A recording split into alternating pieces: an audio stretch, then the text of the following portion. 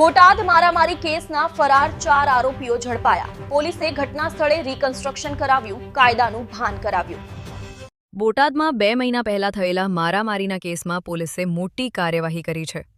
આ કેસમાં ફરાર 5 આરોપીઓ પૈકી 4ને ઝડપી પાડવામાં આવ્યા છે।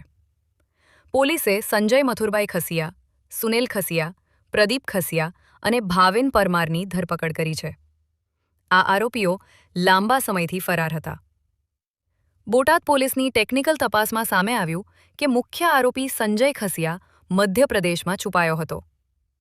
બોટાદ ડિવિઝનની ટીમે મધ્યપ્રદેશના મનાસા તાલુકાના પરદા ગામે પહોંચીને તેને પકડી પાડ્યો હતો।